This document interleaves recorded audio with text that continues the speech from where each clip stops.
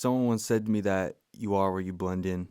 So if you ask who I am, you should probably ask my ends.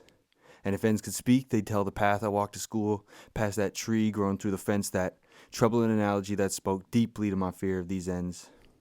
If these ends could speak, they would testify against police, tell you how they bag comedians, but what's funny is they always late until sunny days when no one needs them. The walls just mostly watch, but on occasion they express grief, wearing an LL followed by initials of deceased. Behind that choice of placement, a purpose similar to that of spreading ashes, person attached to place by translucent madness, insanity on full display when they ask this.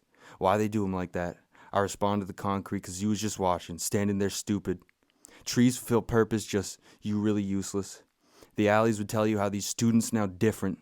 How issues once settled by two who may leave toothless and bruised was somehow better, and yes, the bar is that low, but now weapons just typical. And along with that truancy, tragedy like dreams seem almost slippery and memories hold. The paper mill down the road from the Dairy Queen, though, remembers literal Nazis. Now people having picnics where POWs made bricks next to Maddie and Kempton Park, the two oldest Jewish cemeteries in Toronto. No place or person can tell me how this all normal. Ask Bravio about bodies. The most cops ever seen raced up that street when a youth's mind broke.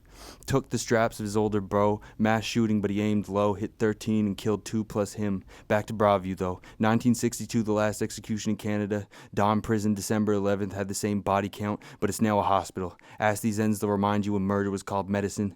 The No Frills Lane could tell you No Tongue's real name C. He been around as long as my memory goes, and hence the name cannot speak, so no one ever knows.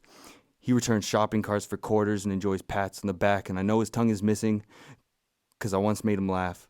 Sidewalks would tell you which of these cats are lost and which are just really free. Blake Street would tell you the homes of families who fed me. They could have just asked the walls, but nah. They gotta kick doors, cuff kids, and pull pins and flash bangs, but can't find nothing deadly, so they leave calmly. Withrow Park hears the convos of those walking dog breeds of a something doodle golden lab, wishful ideas of immigrant dreams, mistaken refugees who left a nightmare, sound like they all right here, then call cops on their kids. Cottage living expectations downtown reflect a sense of privilege. The ends would tell them leave here.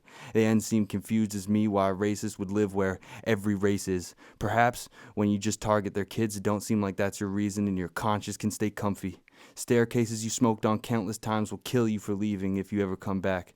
These ends wear my murals, it kept in perfect condition daily, and it says it loves me when I see this. I tell these ends, you broke me. It corrects me, just bent you. But that tree through the fence asks me, how will you ever leave this? These ends convinced us we need this, and I don't blame them, 'cause who really cares?